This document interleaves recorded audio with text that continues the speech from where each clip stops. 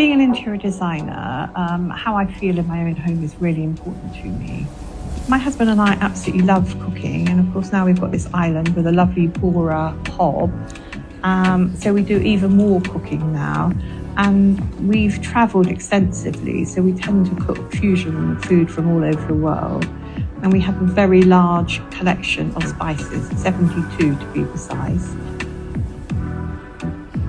My whole marriage is based on coffee, and my husband makes the coffee every morning, and it's such an important part, integral to the well-being of our lives, that we had to give it a whole area of its own in the kitchen.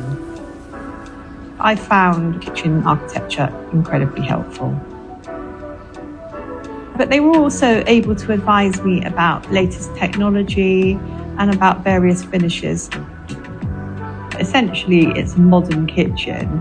It's quite pared back, but it's warmed up by the use of some timbers on the appliance centre, which gives a nice warm bank of colour, and also on the breakfast bar. And I mixed this with some real marble on the island, which I just had to have. The other thing that I really love is the cooker tap.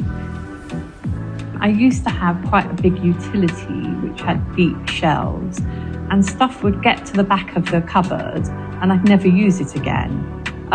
Whereas now I feel everything is visible, and so the storage and the planning of everything was really important. I always love to see crockery on display. I think it's a really lovely way of dressing the kitchen.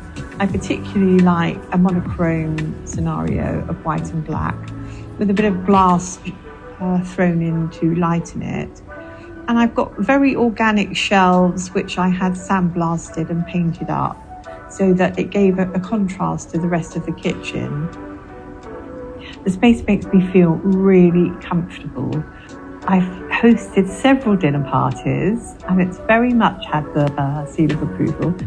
It's just really inclusive. I was worried about making a mess when we were entertaining, but actually it hasn't worked out like that at all, and it's meant that I've enjoyed every second of the party.